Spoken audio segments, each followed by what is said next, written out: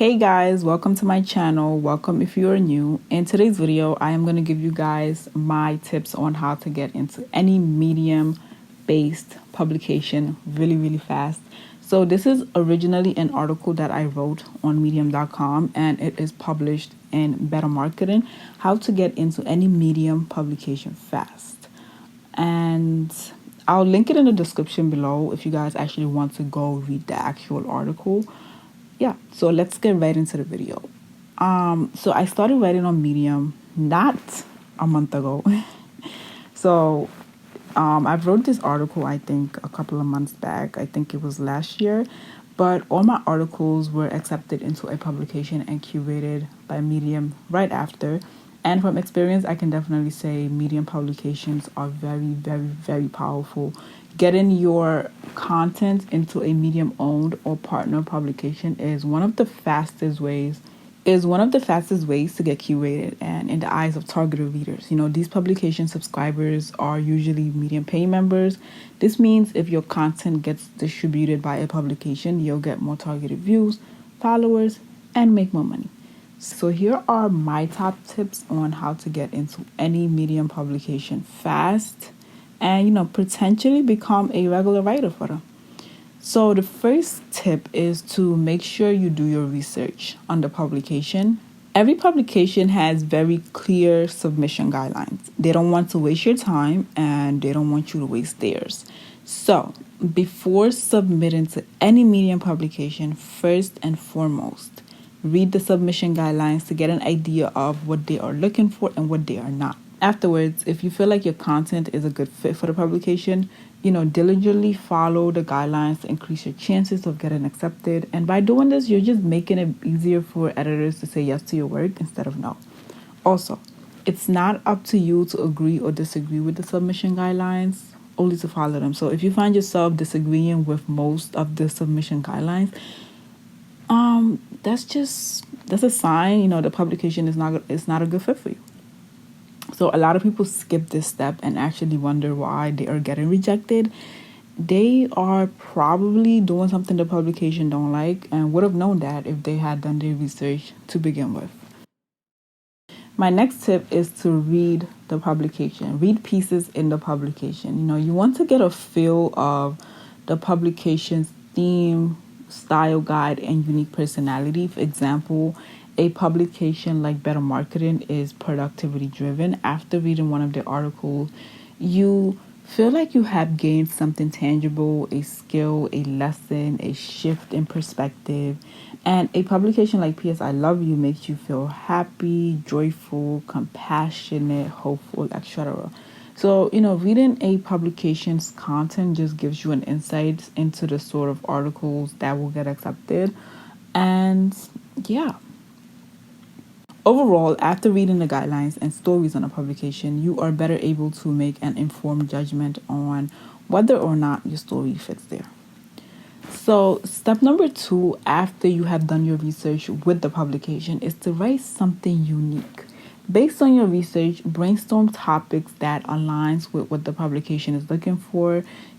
Note that Medium publications rarely accepts the same article twice or the same topic twice. So you want to make sure you write something unique and irresistible. You know, copying is pointless. However, even if your ideas are the same, as long as you can add something new, interesting, and make. When writing, here are some of the most important things to keep in mind. Number 1 is to make sure you write for the reader. Publications are all about the reader. Whether you are writing about a personal experience or not, publications only care about what the reader will gain from your writing. That being said, when writing your piece, it's very important that you keep the reader in mind. After reading your article, your reader should walk away with a feeling other than, I just wasted my time. Your writing can entertain them. Maybe they laughed a lot. It can educate them so they walk away learning something new or even inspire them to change for the better. But whatever it is, make sure it benefits and resonates with the reader in some way or form. The second thing is to make sure you create a positive reading experience. Imagine coming across an article you're excited to read only to find out that the writing sucks. There's no structure and flow. The piece is filled with unnecessary ads, fluff, grammar issues, and typos. The formatting is overwhelming. You find yourself getting more and more annoyed as you read each sentence. You will eventually click off, never to come back, because the writing is very shitty, it's very horrible. You have gained a horrible reading experience just from trying to read that article. So, Medium and Medium owned or partner publications takes their reader experiences very, very, very, very seriously. Like, you have to remember, Medium is a business. Your writing is the product, and the readers are the customers. The number one goal for any business is to keep their customers happy and satisfied, so they will come back for more. That's why the overall design of Medium is very minimalistic. There's no ads. It's a lot of white space and just limited formatting. If you want to change the text to a different font, you can't. Medium won't allow it. Medium has one type of font, and that's it, because they like to keep things very simple and minimal. Their aim is to create a positive reader experience. So once the reader starts reading an article, no distractions and just getting lost in the story is the goal. They also expect their writers to do their part by writing and editing articles in a way that keeps that positive experience. Everything must flow. That is why curated and publication stories are handpicked. Only pieces that are written and edited to a high standard gets curated and accepted by publications. They will not promote anything less, period. So, how do you create a positive reading experience? Okay, apart from writing an irresistible piece that benefits the reader, here are a few things to keep in mind. Number one is to keep the format of your articles very, very minimal. Easy to read and follow. Use short, concise paragraphs instead of long blocks of text or traditional manuscript formats that can overwhelm the reader. And if you guys look at this article, you can definitely see that. The paragraphs is cut.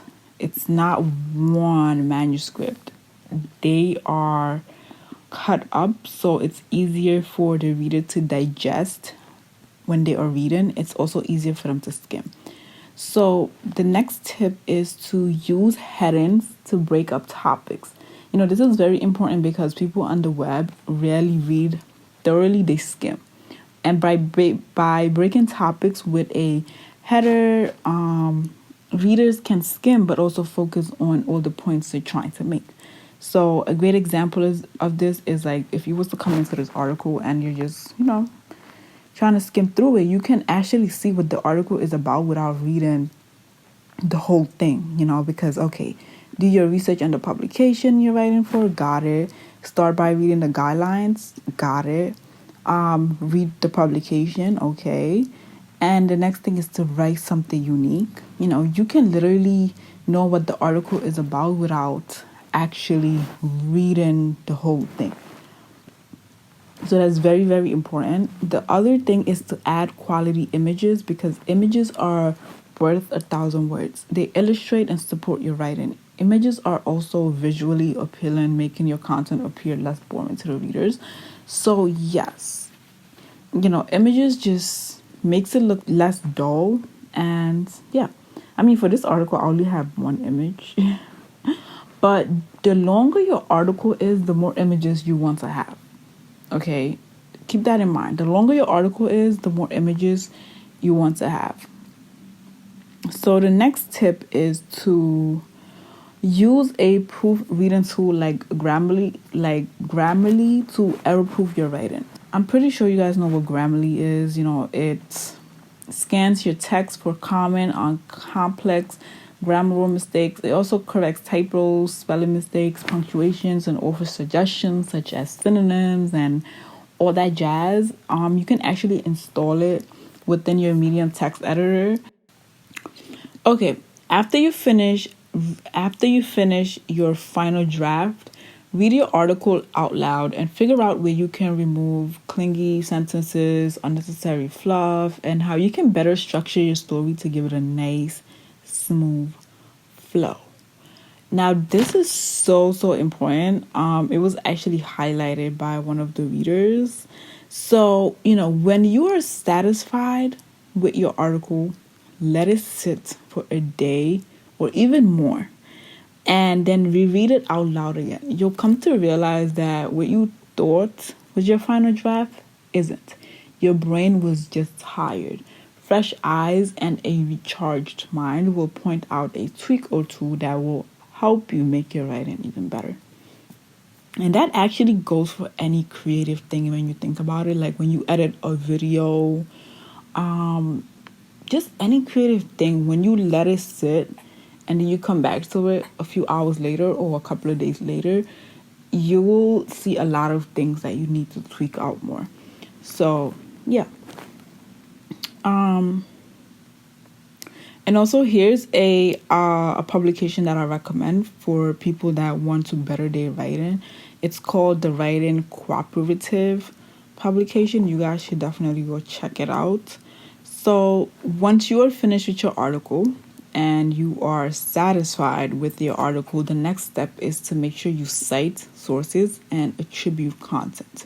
If you are going to submit your articles or publication, you want to make sure it's not plagiarized and everything you claim is accurate with sources. Okay, it's very important because they will not accept your article and promote it to their massive following if you're plagiarizing. Whenever you borrow information from a source, properly cite and attribute everything you've used, read, and referenced. Whether that is from a friend, a blog post, a case study, a report, basically anything. Okay, giving proper credit to the author of the words and ideas also, it allows the reader to locate the source if they want to read or learn more about whatever you're talking about. So my last and final tip, guys, is to submit your article only when you are 100% certain it is ready. So one of the fastest ways to get rejected is by submitting a story that's not polished to a high standard. Yes, if accepted, the publication will edit your draft professionally on their end. However, you have to remember they are not your English teacher. They're not going to sit there for hours editing your draft because I'm pretty sure they have a lot of other drafts, a lot of submissions to look over. They are very busy. So if they have to spend a lot of time on your article, they will not accept it. Okay? Because time is of the essence. So I beg you, please make sure before you submit your final draft, it is edited, formatted, cited. It includes royalty-free images or your own images, and everything is just according to the guidelines. Then and only then should you go ahead and hit submit. Good luck. So guys, these are my tips on how to get into any medium-based publication. And I feel like if you follow these tips, you will get accepted. Okay, you will get accepted. So, like I said, I'm going to link the article in the description below if you guys actually want to go back and read it. That would be great. If you found this video very helpful, make sure you give it a big thumbs up. Comment below your thoughts. And yeah, make sure you subscribe to my channel. And I'll see you guys next time. Bye.